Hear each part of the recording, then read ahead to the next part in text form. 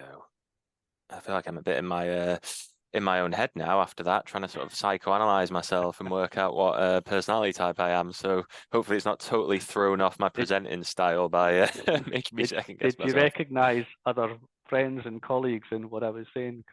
Yeah, with the one that you said was mostly accountants. Yeah, My wife's an accountant, and yeah, I was thinking that's definitely her, particularly with sort of saying like, they just want the facts and stuff like that. yep. We've had some like work done on our house recently, and when people are trying to justify their prices, whether it's someone doing the bathroom or something, she's very much like, I don't need like a sub story about why Funny you're story. charging me this Yep. amount. I just want to know how much it's going to cost. So yeah, that was definitely ringing true for her.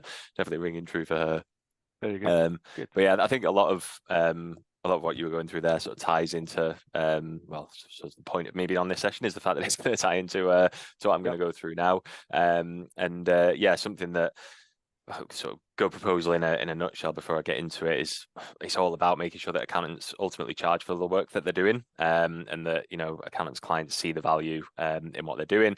And we've done this sort of session that I'm going to go through now a number of times, and it's all about focusing on, I suppose, getting the house in order before looking to take on new clients and start providing additional services and all this sort of stuff, making sure that we're making the money that we should be making from our current clients, that we plug the holes and yeah, steady the ship, so to speak, all the while, strengthening those relationships as well. So just to sort of break down, I suppose, what that means from our perspective, how to make money from existing clients, while strengthening relationships. I think the first bit is relatively self-explanatory. We want to be able to make more money. That's the point of running a business, working in a business.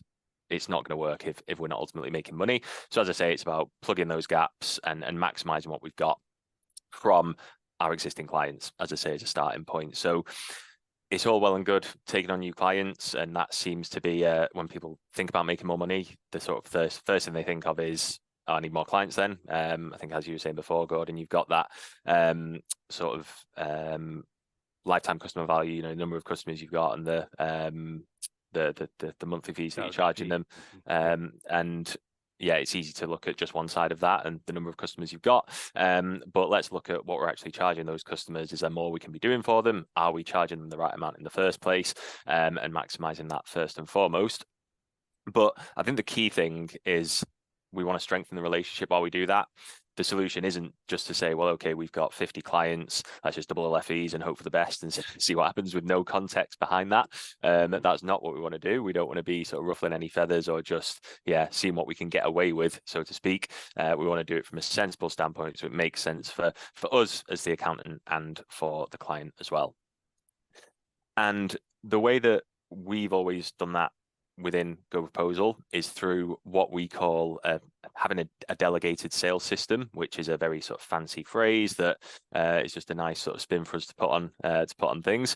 But again, to break that down into its constituent parts, I think this is where a lot of accountants sort of fall down. And I think this first bit, sort of making it something that you can delegate to the team, ties into one of your last points as well, Gordon, where you were talking about who in the team is more suitable to do different things. And I think a lot of the time, people as accounting business owners, they are first and foremost a lot of the time an accountant. They're not massively into selling their services and having those sort of fee-based conversations with clients. They assume that everyone else is the same, that their team is the same. But quite often, in my experience, they say to the team, well, actually, does anyone want to get involved in sort of managing fees and being more involved with clients? And there's some people who are like, that sounds great. I'd love to do that. I want to, they're a people person, as you say, that's their personality profile. And so having a way of delegating this to the team, I think is really important. And that's before even getting into the fact that a lot of the time, business owners, partners, they can be a bottleneck in the business. We want to remove that bottleneck and make it as easy as possible. As I sort of touched on there as well, it is sales at the end of the day, whether it is taking on new clients, whether it's having those fee conversations with existing clients, it is ultimately a sales conversation. And I think a lot of the time, again, accountants aren't too sort of into the sales side of thing. It's I'd probably say it's definitely rare that people come from an out-and-out sort of sales background when they become an accountant and then go on to potentially own their own practice. And so being able to sort of look at that in the correct way, I think is massively important as well. That's exactly why a system helps the accountants, because they're not naturally salespeople, but having a system makes that easier.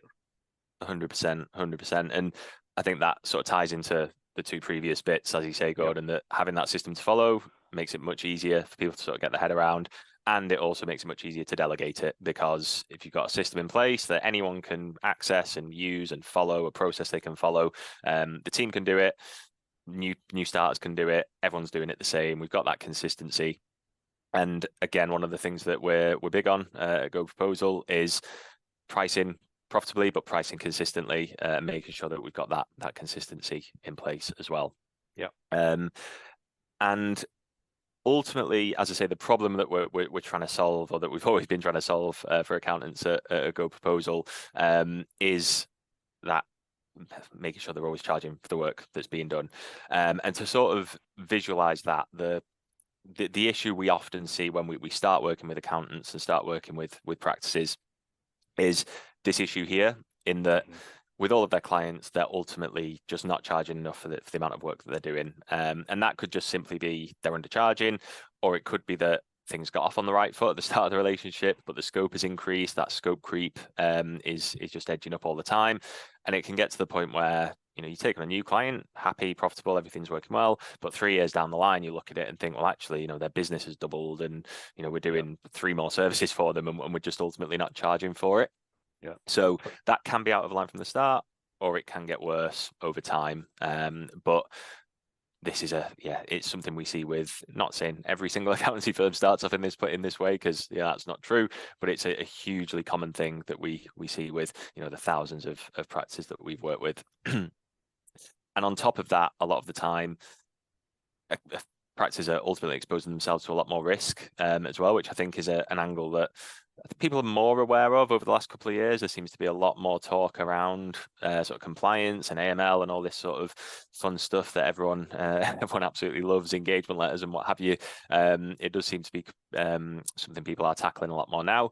But again, I think scope creep can lead to that if you're not including something in your engagement letter, but you've started providing it. Are you covered for doing that work? If something was to go wrong, can you back up the fact that you should be doing that or providing that advice or whatever it is to a client?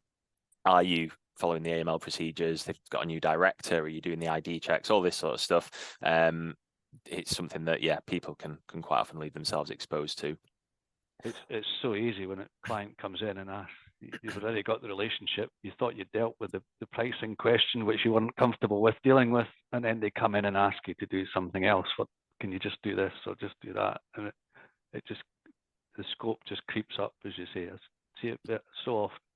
Yeah, and I think that's the thing often as well, is the client will say, oh, it's just a quick query, or it's just whatever. 5 minutes of your time. Yeah, it might be quick from their perspective because they're on the phone for 5 minutes, but they don't know that you're working away for a week behind the scenes trying to find answers for them or work stuff out for them. So yeah, absolutely. I think it's, and as I think I'll come on to, sort of that having that transparency and the ability to show clients all the value in everything you are doing becomes so important.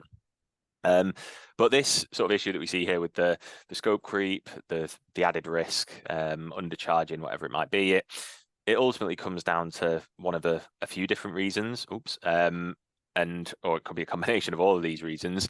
A lot of the time, ultimately, and I think surprisingly, when you actually think about accountants, a lot of the time they don't actually have a defined list of services that they're providing to each of their clients. Sometimes it's just, if you ask their clients, it's, well, they're my accountant, so they do all the things that an accountant does. But there's so much within that we need to have a defined list of what we're doing, how much value that, what is the value of that, what is the cost of that, what is the fee that we're charging for that. So at I think the very base level, that is something we definitely need to solve. That also comes into the compliance piece as well. Are we covered for have we got the service schedules for these services in our engagement letter? Are we covered to be doing this work for you? So yeah, again, from both the pricing and compliance side, that one is really important. A lot of the time, accountants don't have what we call, again, a GoProposal, our little phrase, a core pricing matrix. But ultimately, there's no set pricing. There's no sort of logic behind well, probably is logic from the accountant's perspective behind it, but there's no sort of fixed logic that means that everyone in the firm is pricing clients in the same way, that no matter what mood the client's in, that they're going to get the same price, whether they're demanding a discount or they're just happy to take what they're given. We want to have something solid behind that. That means, yeah, someone could be off on holiday, someone else has a conversation with a client, they come out with the same price. Yeah. So again, that is a really important core of what we need to do here. Again, the delegated sales system, it needs to be something that everyone can access, everyone in the team can use, and that everyone can use in the same way. And a lot of the time, the issues with risk, it could just be down to outdated processes, not having up-to-date engagement letters, really manual AML process that maybe hasn't been updated since the firm was established. So again, with the compliance, we need to make sure we're keeping on top of that as well. But I think that the main thing that ties into a lot of this as well is that a lot of the time for accountants, all this stuff just takes too long. A client could come in and just want to know, listen, how much is it going to cost for you to do my personal tax return or my year-end accounts or whatever it might be? And if it is a case of, oh, well, I need to go and speak to the partner to work out what it would be for your business. So they go away, the partner's maybe on holiday or they're out at clients for the rest of the week. So they don't really get an answer till the end of the week. Then it's got to go to the admin team to produce an engagement letter, whatever it might be. It can take ages. The client's probably thinking, well, you can't even get me a proposal or an engagement letter over. How are you going to be dealing with my accounts? So both from the accountant's perspective and the client's perspective, ultimately everything just takes far too long. And I think is just really outdated. A lot of the time, these processes just don't change from when a firm is established. I think, again, to touch one of the things you went through on the personality profile code and that's always the way we've done it. This is the the way things have always been. A lot of people sort of sit in that camp sometimes, when in reality things can be a lot easier and can ultimately be a lot quicker as well. And going back to the sort of delegation side of things and getting the team involved, I think another issue is that in a lot of accountancy practices, there's a lot of reliance on, as I was saying there, I think, someone maybe speaking to a client, having that conversation with the client, but then having to take that information and pass it back up to the people who've got the authority to actually move things forward or make any sort of decision. And if we can implement that sort of delegated sales system where everyone can just have those conversations, use the system to go through what they need to go to, we can flip that around and just give that authority to the people who are, who've got the information, who are having those conversations with the clients, to ultimately, again, make things easier, speed things up, and remove those bottlenecks with the senior members of the team. The partner becomes the bottleneck otherwise. When I used this system, I was able to delegate the pricing onto the senior managers, and again, because it was a system exactly like GoProposal here, it was consistent across them all, and it took away that idea that the accountant just goes, today it will be this much. So the client felt more comfortable with it. And the amount of times that I've seen people mime the old finger in the air thing when I say, if I'm first speaking to a practice and I say to them, listen, what's your process at the minute for pricing up a new client? If I was a new client, what's the process? And they all lick their finger, stick it in the air, or say, it's a finger in the air approach. It's so common.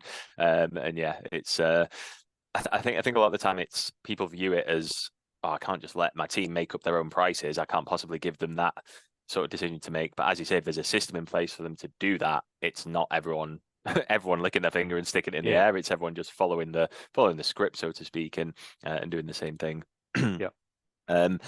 And with all these issues that we've worked with sort of thousands of practices over the last how many years is it now? 5 or 6 years since GoProposal first started. We've obviously, again, I've seen the same old story. We've seen the same old story for years. And when it comes to just looking at sort of current clients that people have, and once they get an established sort of pricing system in place, and then they look at their current client base and sort of apply that new pricing structure across their current client base, we see that oftentimes a lot of accounts have a leaky bucket, to use the analogy. And a lot of the time, just repricing those clients with the services that they've already got and the work that is already being done, we see somewhere around a 20 to 40% difference in that if they just reprice their clients, their fees could go up by 20 to 40% for literally no extra work. If they were just to be charging for all the work that's being done, those marginal fee increases and the scope creep that probably should have happened over the the previous 3, 5, 10 years, whatever it is, there's money to be left on the table. And as I say, it's about fixing that bucket and plugging those holes before we start jumping in and looking at new clients and taking on more clients, because you're just compounding the problem, obviously, if you've got those issues in there in the first place. If that increase 20 to 40% is for services that the client's already taken but they're not being charged for, then that's profit. Exactly. It's not just turnover. Yeah, exactly. And it's literally just no additional work whatsoever. It's just fee increases that should have happened over the existing relationship.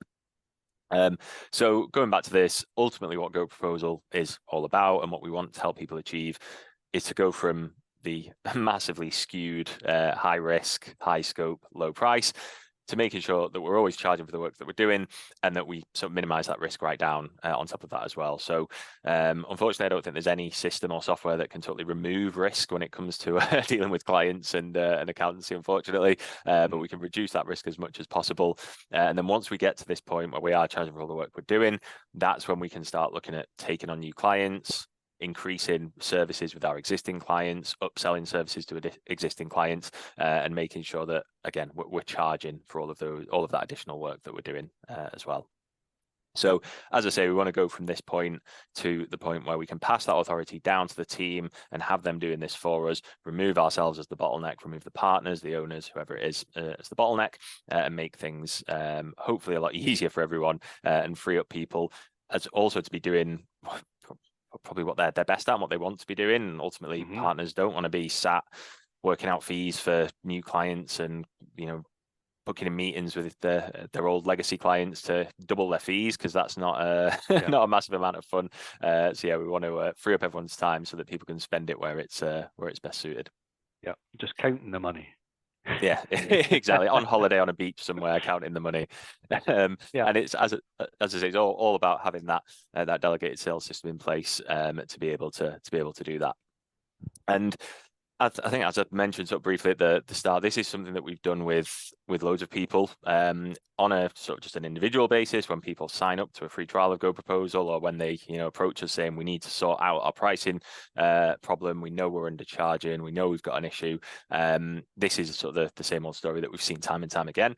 But we've also done sort of dedicated group sessions, which we find work really well, which obviously we're going to extend to the Armadillo community and the Armadillo members as well, if they want to get involved in a bit of a repricing challenge, which I'll finish on. But I think the first time we did it, we had, I'll get this right, I think it was 50 practices signed up to do this challenge the first time, and it was just off the back of the pandemic. So a lot of people just don't reprice their clients, don't increase their fees anyway, and that's obviously a core issue. But particularly through the pandemic, it became even more challenging, because obviously you don't want to sit down with someone who maybe isn't trading properly in a pandemic and tell them that their fees are going up.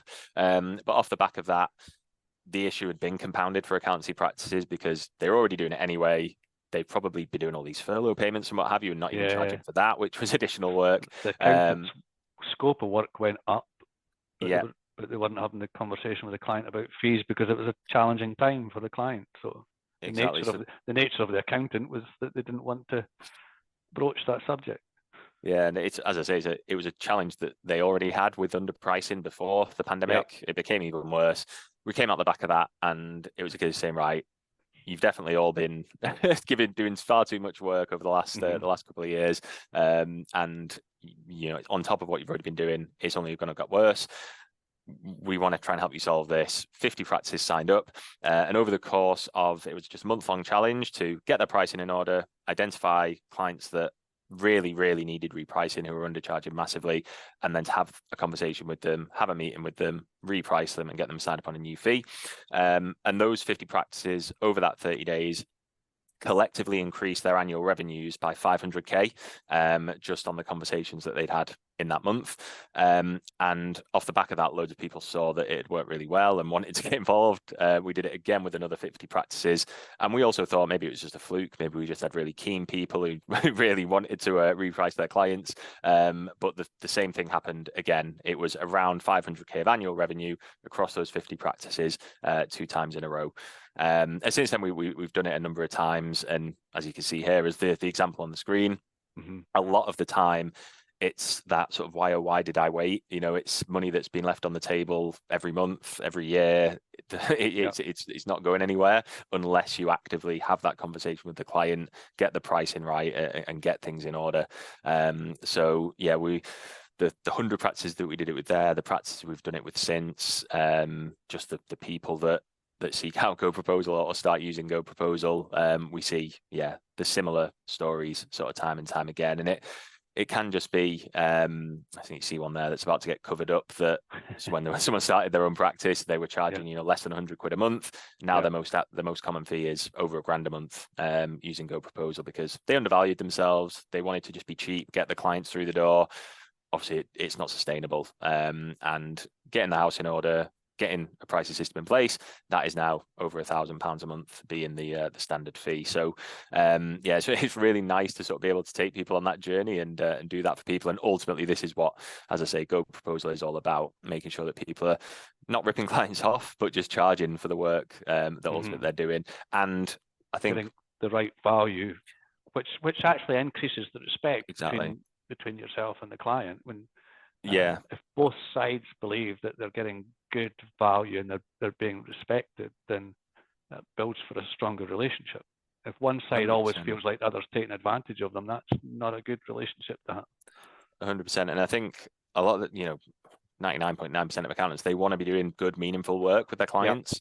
Yep. If they're not charging enough to allow themselves the time to spend on that client and the time to do it, they're not going to be able to hold themselves to that standard. If you're charging everyone, £10 a month and saying you're going to do them all a set of management accounts, it's not going to be a very meaningful set of management accounts, because you just ultimately can't do it. So if you respect the client, you need to charge them enough that you can do the level of work for them that you want to do. But what we always say with this is that, as I say, we've seen so many people take this same journey, have this sort of same breakthrough with the way that they run their practice, the way they price their clients, the way they have those conversations. And ultimately, to sort of have the same breakthrough, there's, I think, 2 ways that you can do it. You can mess around for ages and just sort of go through the motions and do the same thing. And maybe eventually you'll come across something that works, you'll have that breakthrough and you'll be on the right trajectory. But the much easier way to do it is to find people or identify other practices that have done what you want to do, find them, and then just do what they did. And ultimately, again, that's what we want to try and help people do. That's why we run this same sort of challenge. We have the same conversations. I use a very similar slide deck with all of the accountants that I work with. You have a process. Know it works. Yeah, we have a process. We have a system. We know it works, and so we want to share it with as many people as we can. Very good. So sort of just before I get into the nitty gritty of how we actually help people with the pricing and these meetings and all the stuff that I've sort of touched on a very high level there. There's sort of 2 pieces to this puzzle. Ultimately, I've mentioned GoProposal, obviously, a lot of times. GoProposal is the system, the software, and I suppose the platform that we use, being GoProposal, to do that. And that is sort of the pricing system and the core pricing matrix and all the stuff that I've touched on, but then there's also the actual process and the steps behind that. You can use the process without GoProposal. I've spoken to practices where they've said, ultimately GoProposal doesn't quite work for what we want, but we love the process and that really works for us, and that's obviously fine as well. We're not going to tell people the only way to do it is with GoProposal, but the process that I'm about to sort of go through just in a little bit more detail, if anyone wants to go through it in a lot more detail, is in our founder James Ashford's book called Untapped, which is basically a much more in-depth run through of what I just talked about, those challenges that we did with accountancy practices, how they increased their revenue from their existing clients, a lot of the sort of mindset behind it as well. So yeah, if anyone's interested in that, reach out. I think I've still got like a free audio version link for that. So if you're an auditory personality type, that'd be good for you. But yeah, we can definitely sort of share copies of that or audio copies of that with people as well, because one to listen to in the car. Yeah, exactly. One that I know a lot of people have found really useful, whether or not they use GoProposal, just from that sort of mindset and process standpoint. But when it comes to the actual process behind this, and it's all well and good me sitting here and saying, you're probably undercharging a lot of your clients and you need to sort it out. What does that actually look like in practice? It's easier said than done. And I think a lot of the times the reason that people don't do it is that it is an awkward conversation to have. I think it was before we started the session today, wasn't it? I mentioned to you guys that I've recently done this again with a few practices, and one of those practices, the first client that he repriced was a 500% increase. Someone he's been working with for absolutely ages, and just knows that he's known for ages he had to have this conversation and increase the fee. And because it's a tough conversation to have, you assume the worst, you get anxious about it. What are they going to do? They're going to storm out. They're never going to speak to me again. They're going to go to another accountant. You think of all this stuff, and it was fine. He literally presented the fee to him, told him why, and it was absolutely fine. So what oftentimes the thinking about it is worse than the actual doing it. I think probably 99.9% of the time in life, that tends to be the issue, doesn't it? You fear the worst, and anxiety is thinking about something that probably won't happen in the future, so you could practice feeling rubbish in advance. Yeah, when you stop and think about it. I don't know if it might just be me, but there's like retrospective anxiety sometimes as well. Like, oh, what if they had have done this? It's like they've not even done it. You've done it. It's behind you, and you're still worrying like, what if they had done that? But a lot of the time, I think the thing that accountants are thinking of is they're going to have this meeting, have this conversation, and the client's going to say, why my fee's gone up, this is a disgrace, whatever it might be. But I think a lot of the time, and I think, again, you sort of touched on this briefly earlier, Gordon, is they take it very personally. They think that it's that slap in the face, as you mentioned. Why have you put my fees up? Why are you doing this to me? You're horrible. You're a terrible person. All this sort of stuff. That's how they perceive that sort of kickback. And I think when the person having this conversation is the owner of the practice or the partner, whoever it is, it can feel obviously very personal, because it is my prices. It's the work I'm doing. It's my business. And I think that is also a good reason to get the team involved as well, because a lot of the time they're just going to be, well, this is our pricing system, this is what the company's prices are. It's not a personal attack on me. And so I think reframing the way that we look at that is really important, because it's not a personal, well, again, 99.9% of the time, hopefully it's not a personal attack on you. It's just being worried that the fee is going up, and we need to address that in the right way. So when we're sort of having a repricing conversation, or one thing, I suppose the first thing that I always say to people is, don't lead with this as being a repricing, a fee review conversation, whatever it might be. I did speak to a practice once who said, I've tried this before. I tried to review my clients' fees, just they all avoided my calls, didn't turn up to the Teams meetings, whatever it might be. And I was well, how were you sort of framing this with them? Like, did you speak to them on the phone and they just then didn't turn up to the meeting? What was going on? They said, oh no, I just sent everyone a Teams invite that said like accounting fee review or something. It's like, well, I probably wouldn't turn up to that if, I don't know, if Spotify put something in my Teams calendar that was call to discuss your Spotify plan going up. I'd just avoid that and put it off for as long as I can. So yeah, very much I'd say don't lead with that. It always has to be and it always should be, I think, a client-led thing. As we talked about, it should be about providing more value. It should be about making sure we can provide the service level that we want to provide to all of our clients. But with that, obviously, we want to make it a positive thing and start with a positive intention. So, making sure we are working to we are providing the very highest level of service, make sure we're doing everything we can to support you. It's, probably typical sort of, I suppose, sales psychology, classic sort of techniques in a way. But yeah, we want to move away from it just being a fee review. We want it to be almost a service review, or a review of what we're doing and the way that we work with clients more than anything.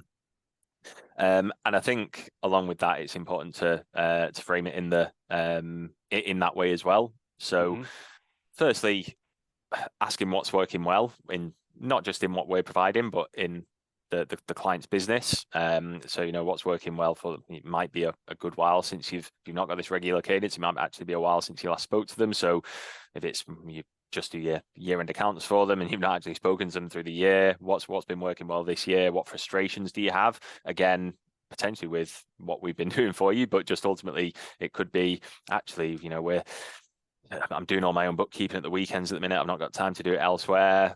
That could trigger for us to say, well, we can do that for you. We don't just need to do your year-end accounts. Let's take that headache off you as well. Again, that leads into is anything more we can be doing for you. It could be that, we don't have sight over cash flow. We don't know where we're going to be in 1, 2, 3 years time, and it's really stressing us out. Again, maybe we could do some forecasting, some planning work for you. So we want to again move away from just what we're charging them and the work we're currently doing for them, to really open up as much as we can around the scope of the work we're currently providing, but also the additional stuff we could be doing as well. And I think a key thing is actually repeating that back to them as well, which again I think is a classic sort of sales psychology technique, but it's easy to just walk away from something and say, well, actually and to me, that sounds like they said they want to start paying us for for management accounts and cash flow forecasting, all this sort of stuff. But we obviously don't want to assume that. So, what I've heard is bookkeeper's a nightmare for you. You've got no sight over your cash flow over the next 12 months. You want to explore how we might be able to do that for you, blah, blah, blah, blah, blah. So we want to make it more about them, their frustrations, and what we can do to help them, rather than, just seeing about how we can get more money out of their pockets and and into ours. Yeah. And when I used to do this, if I can, I always did it kind of end of year accounts meeting. But I'd already spent time with the client going through how things were going, what's been frustrating them this year, what's been going well. And we go through the accounts and we talk about all the things we've done and achieved and what have you. And then you have this discussion to set the fee for the forthcoming year. So rather than just launch straight into a fee meeting, it's probably not something I would do. I would be looking for some other way to show the value first and then have the discussion. So and another again, I've spoken to practices who do that in a few different ways, and one of the sort of my favorite ways that I've seen people do this is a couple of practices I've spoken to, they have sort of almost a non-negotiable quarterly meeting, which they have with all their clients. They say, this is the way we work. The way we work is we have, this quarterly meeting to make sure that if there's anything from the previous quarter that you need to be aware of, that we've got space to be able to discuss that and talk about it. Obviously helps them keep close to their clients. But in that quarterly meeting, they always have a bit where they just review the fee and make sure that it's right. So if it's bookkeeping, or you've actually got loads more bookkeeping over the last quarter because you're doing really well, so the next quarter is going to be a bit more expensive. Actually making it quarterly, so actually reviewing the service and making sure it's up to date. Yeah, absolutely. And with that comes the right fee. Absolutely, but also it makes them really close to their clients because they're speaking to them all really often. It might be that actually, over the last quarter, we've realized that we can save you X amount of tax by the end of this year because of X, Y, and Z that we've seen. Oh, that's amazing. You're saving us 10 grand. Yeah. Oh, by the way, your fee's going up 50 quid because of X, Y, and Z. Well, that's by the by, because you just told me you saved me 10 grand at the end of the year. So, it's making sure that you, provide that value first and foremost. And whether that is end of year, as you say, just accounts meeting, some sort of tax planning advice, whatever it might be, always works best to firstly get someone to turn up, but then to put them in a good mood as well before you go into the proposal itself. But I think the sort of key part of this, where GoProposal specifically really helps out, is being able to actually review the proposal and review the fees in the meeting, because a lot of the time I speak to people, they have a great meeting with a client, they're on board, brilliant, sounds great, but you can't actually calculate the fee in the meeting and you can't give them everything they need to make a decision in the meeting. And then it becomes a case of going away, again, going to the partner, whatever it is, to work out the price, emailing the price over, or trying to catch them on the phone to discuss the price. It becomes a bit of, playing tennis over the phone or by email, whatever it is. They maybe they cooled down a bit from the meeting, they forgot how good it actually was, and they mention it to their partner or their business partner, and oh, that's a bit expensive, and all these doubts and things start to creep in. We want to be able to capitalize on that. If the meeting's gone really well, give them everything they need to make a decision there and then. So that's obviously both for new clients, but importantly for existing clients in this case, where we're talking about reviewing fees and potentially increasing fees by quite a lot. We want to be able to do it in a way that is transparent and in a way that we can handle any objections or any questions sort of there and then as well. So we want to be able to do that in the meeting. We want to be able to go through the proposal, select the services, show them the scope of the work, make sure that they're happy with it, get agreement at each step that this is what we are doing for you, this is what we said we're going to be doing. Obviously introduce any new services that have come off the back of that initial conversation. Maybe we are going to start doing the bookkeeping, doing some forecasting, but ultimately select the services, present the fees to the client there and then. And then importantly, and this is my favorite slide, is present those fees to them and then shut up and don't say anything else. Let them actually process what you've talked about, process the fees, and don't start talking yourself out of them agreeing to the proposal. Because there's a few examples of sort of funny stories people have said about this. I think there was one from I think it was the first challenge we did with the 52 practices, where someone did this, they clicked the fee and the accountant saw the fee and they said, oh, that's a lot, before the client had even said anything. They ultimately still ended up signing up, but yeah, don't do that and tell the client that it's that it's more than you were expecting. And yeah, the classic is that, the client doesn't say anything for sort of 3, 4, 5 seconds. You then start trying to just convince them that, oh, well, feels actually, like an age. Yeah. Yeah, it feels like an awful long time when you're trying to work out whether they're pleased or annoyed with what's popped up on the screen. But yeah, the classic thing is then well, actually, we could take this out, or we could, it's quite a lot, so we'll knock 10% off, we'll round it down, whatever it might be. You start just offering them stuff before they've even asked for it. So ultimately, you want to give the client time to process the fee, because ultimately they're just seeing it for the first time and they're thinking, well, actually, we have agreed we're going to add forecasting in, we've agreed we're going to add bookkeeping in, so that makes sense. Just give them time to process it before you talk yourself out of of them signing the proposal. And just to give some context to how that works within GoProposal itself, again, the idea is that you should be able to run through this with the client. So you should be able to select these variables that we're going to use to actually price up the services. If it's an existing client, we're going to have the existing stuff in there already. It might just be a case of changing the scope of that work. Their invoice numbers have increased, their transaction numbers have increased, whatever it might be. But we want to go through this and sort of say, well, listen, your fee is now going to be based on number of transactions. It's much easier for you to see where the fee is coming from. It's much easier for us to manage. We've said that we're going to, well, actually, your payroll numbers have already increased from what we were doing previously. We said we're going to be doing management accounts for you. We're going to be doing cash flow forecasting for you, whatever it might be. We can really walk through that with them, as I say, get agreement at each step, show them where the fee is coming from, and as I say, present the fee to them there and then as well. We do find this works really well. Just again, from a new client perspective, they can see what their fee is based on. If the fee goes up in the future, it's really easy to understand. So you're avoiding any of these awkward conversations down the line, because these existing clients, maybe we have had that finger in the air approach, and that's something we're needing to undo. But even when we get to this point here, we can see a breakdown of, this is how much each service costs. This is where the fee is coming from. And even, as I'll come on to, when it comes to handling those objections around fees, being able to remove things, reduce the scope to bring the fee down in a more sensible way as well, to sort of handle those objections slightly differently. But ultimately, you are going to get questions about, chances are, especially if it's that sort of 500%. Somebody will ask. You're not going to get everyone saying, yeah, sounds great, 500% increase, let's sign me up. People are going to ask, well, okay, why is this happening?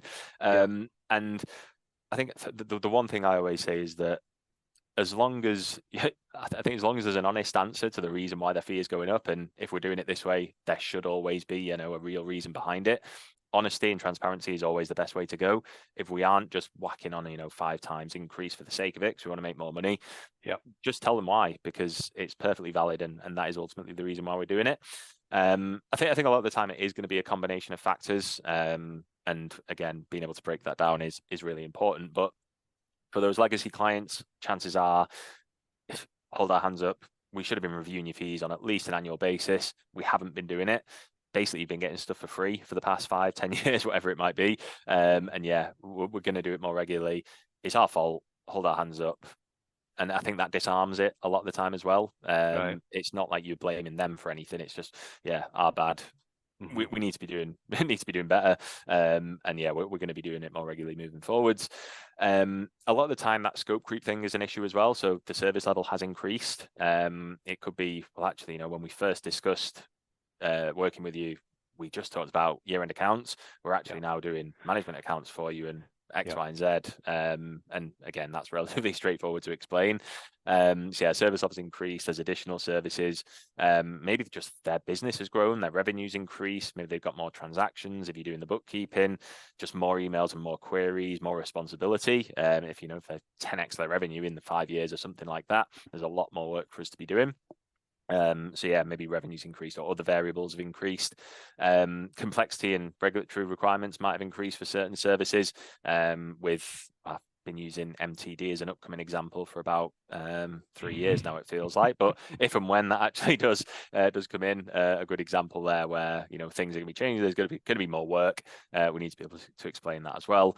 Maybe the practice has taken on more staff. Obviously, there's benefits within that. They've got access to more dedicated expertise, quicker responses, all this sort of stuff. It could just be that ultimately you are undercharging for some services as well. The example I gave of the practice who had the sub £100 a month fees when they started, going to over £1,000. And I think, again, something we've touched on there, that ultimately you can't keep delivering at that rate and work to the level that you need to work to. Respect the relationship too much. So yeah, if you want us to do this for you, we are going to have to charge more for it. And then the last one, I think people do use this as a bit of a cop out sometimes. Obviously, it is perfectly valid. In some cases, fees do go up because of inflation. But yeah, try not to rely on that too much. If you're 5 times in someone's fee, you can't say it's restricts you. It also restricts you because people tend to have an idea of what current inflation rate is. Yeah, exactly. If it's a 500% increase, yeah, they're not going to say, well, I don't think inflation's quite 500% over the Looks like it. over the last couple of years. So yeah, try not to trot that one out all the time. Yeah. But obviously, yeah, perfectly valid for some cases. As I say, it's normally going to be a combination of these things, but I think just being aware of what these are and being primed with them when you're having these conversations is really important. And prepared with your reasons. Yeah, not just panicking and yeah. People will ask, and if you confidently back with, well, you know, these are some of the reasons that we have to look at this, as all businesses do. Yeah, and as I say, it's they are perfectly valid reasons, and I think that honesty and that transparency, goes a long way with. Yeah, rather than trying to pull the wool over people's eyes and sneak things through or just increase their fees for no reason, it's that transparency which I think goes a long way. And when we've done this, so I think this was over the first 100, so the first sort of 2 challenges we did with the 50 practices and then the 50 additional practices, and these are sort of rough numbers, but we looked at the sort of most common responses that people actually got from going through this exercise. So again, everyone worries 99% of my clients are going to say, no, never speak to you again. I'm going to the accountant down the road and that's that. And they're going to storm out. And we actually saw that 80% of the time, people go through this conversation. Why are my fees going up? Oh, it's because of this. We've undercharged a bit. We should have increased your fees. Okay, yeah, that makes sense. That's fine. Crack on. You're great accountants. We love working with you. We don't want to go and work with someone else. So yeah, that's absolutely fine. Pretty literally in those cases, not even any sort of objection, just absolutely fine. And that 500% increase that I mentioned, he was really worried about that one, and it was just no objection, absolutely fine. This is a funny one that we had quite a few times. The client has literally been waiting for a fee increase. They probably put their fees up with their clients over the last 3-5 years, whatever it is. They've been expecting the same, and they're not going to prompt it. They've just been waiting for the accountant to do it, and they've been surprised they haven't done it any sooner. There will be some people who, you go through the reasons. They say, yeah, I appreciate that, but I really didn't want to spend any more. Is there anything you can do about the fee? in that case, we want to say, listen, we can even go back into the proposal and say, listen, these are the additional things we've added in. Yeah. These are all the services we discussed. This is how much they all cost. So for everything we've discussed, this is the fee. But if they say, it's out of what I budgeted or what I can afford this for the next 6 months at least, that's fine. We talked about forecasting. Let's just take that out for the time being. Let's make management accounts quarterly instead of monthly. Let's reduce the scope of the work a little bit. We can remove things, we can change things, and then we can revisit that, down the line. Yeah. So I think the important thing that I just want to sort of highlight there is if we are reducing the fee, we're reducing the scope of the work as well. We're making sure that we are still charging for all the work that's being done. And ultimately you are going to get those people who say, no way I'm paying any more. We agreed this fee up front. I could get this cheaper. There's a guy down the road who says he does everything for 10 quid a month and I'm going to go to him. When I actually drill into people about these clients and say, well, actually, do you like working with these guys? Would you be mad if they said that? A lot of the time, these are the clients that would be on that list of, we'd get rid of these guys if we could. A few sort of options there as well. So one of our sort of phrases that we that we like with these guys is you can keep having what you're having, or you can keep paying what you're paying, but you can't have both. Ultimately, again, we respect the relationship too much. We can't work to those levels. One of these things is going to have to move. Again, we could ask if they want to remove things, bring that fee down in that way. But ultimately, if they say they're leaving, we're sorry to hear that. But we respect the relationship too much. We respect the level that we hold ourselves to too much. Won't cause an issue for you, and we can even recommend you the cheap and cheerful guy down the road if that's the way that you want to go. For whom they might be a perfectly good client, but they maybe just identified themselves as not a perfectly good client for you. Exactly. And I think the key thing that we see with this as well is for every client that does leave, which ultimately can happen, and a lot of the times people aren't too sorry to see the back of, when those clients do leave, that 20 to 40% increase that we see elsewhere with other clients who really do want to work with us and want to spend more with us and have more value, have more services, would take on more services if only you were available to do it. Yeah, exactly. So we see that.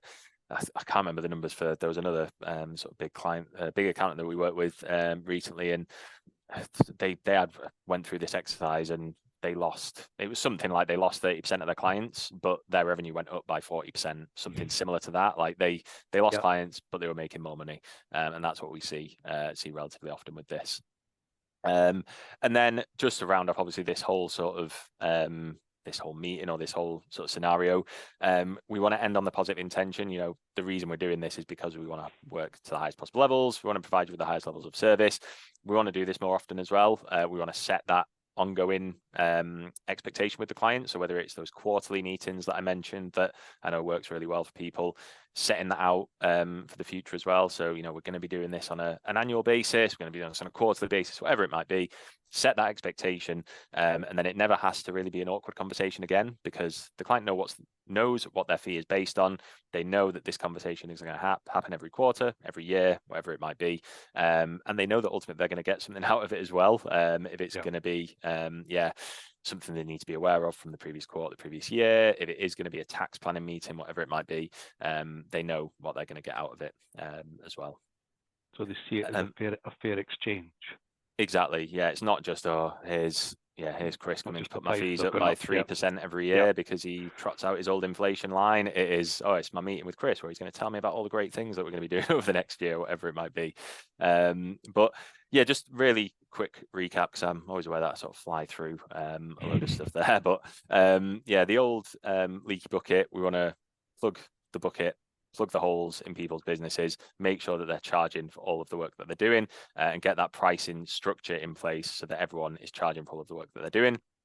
We want to go from this awkward, skewed position that a lot of businesses find themselves in to the point where everyone is charging for all of the work that they're doing. We want to take the situation where everyone's relying on the partners, relying on the owners of the business, and pass that authority down to the people on the front lines so that they can do things quickly and everyone can do the stuff that they're best suited for. implement that delegated sales system to make it as easy as possible so that everyone is singing from the same hymn sheet, and we've got that consistency across the board, and follow that process, whether it's through the book or just through the sort of meeting and the way of doing it, the way of navigating those meetings with clients. Do that in the easiest possible way. And sort of the thing I always finish on is, I think people often, we talk about, setting the bar high, and obviously you should do that. You should have high standards. And for most things, I think you should set the bar high and set high expectations of yourself. But a lot of the time with this specifically, when people might know that they're potentially undercharging their entire client base, to say I'm going to go out and reprice all my clients it's never going to happen. It's a massive thing, and ultimately it's really daunting, and people never do it. And I've had that conversation with a lot of people. Even the 500% increase guy, he said he's done this with the best of intentions in the past and just never got around to it because it's too daunting. And where do you even start? Yeah. So with this, I would say set the bar low, pick 3, 5, 10 clients, whatever it might be, a small section, say, right, I'm going to focus on these guys and get this done. And then it gives you that momentum, those learnings to take to the rest of your client base and do this over time to really get to where you need to be. With the pricing matrix, as we call it, again, another thing that I think a lot of people struggle with is, how do I even get this pricing structure in place to start with before I start having these conversations and having these meetings with clients? And GoProposal can help do that. The first thing GoProposal will do is ask you a few questions about the services you provide and give you that pricing matrix so that you have something very similar to what I went through here, with pricing already in there. And as you'll see there, the option to actually download that and take it and use it somewhere else if you want to. You don't necessarily even need to use it in GoProposal, but to give you that starting point to start having those client conversations. And ultimately, one thing we always say is, having these conversations is hard. Having these conversations, if fees need to go up by 2, 3, 5, 10 times, it is hard, but so is undercharging and overservicing clients for the next 10, 20 years, and not having enough time in the day to do what you need to do. Both of these things are hard. And yeah, it's about choosing whether it's that short-term difficulty of having those conversations and getting that done, or the long-term, it always being hard, and always doing too much work. And if people do want to choose I was going to say the first one, but I can't remember which one I said first now. So if people want to choose the short-term difficult of having those conversations with clients, we will also be opening up a repricing challenge to the Armadillo community, the Armadillo members, which I think my colleague James is going to get in touch about as well. We'll send an email out so people can get signed up to that. But it will be basically going through, basically sign up for GoProposal for free, doing it over the course of that 30-day free trial, so that before there's no obligation to actually sign up to GoProposal in the long term, but you can get a core pricing matrix set up, go through your clients and see where these conversations need to be had, and then the goal is to reprice 3 clients. Doesn't have to be 3, it could be 5, 10. Some people do go all out in that 30 days, in that 4 weeks, to see what increases we can see, and hopefully build some momentum to solving that issue for as many people as we can. So as I say, we'll be in touch about that, if anyone is interested, in hopefully becoming one of the testimonials on my my slideshow at some point in the future. And as I say, we'll be in touch about that for anyone who does want to get involved. But I think I've run over by about 5 minutes there, so sorry about that, Gordon. I think that was probably me interrupting you, Chris. We're pretty much on time. I appreciate that. I'm a big fan of exactly this. It worked for me in that previous practice. I think I had something along the lines of 365 clients.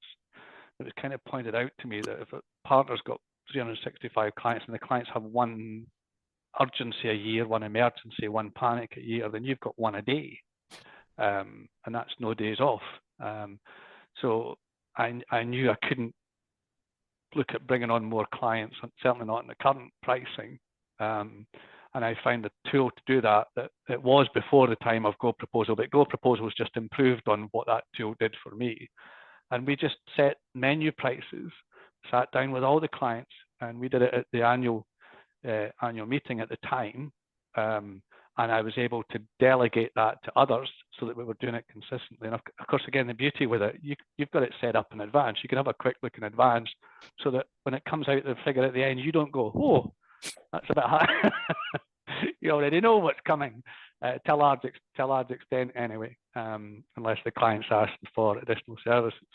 And I did use it also to upsell additional services, which is a bit I'd like to come on to next. But it made a huge difference. So I'm a big fan of this software that GoProposal's come up with. So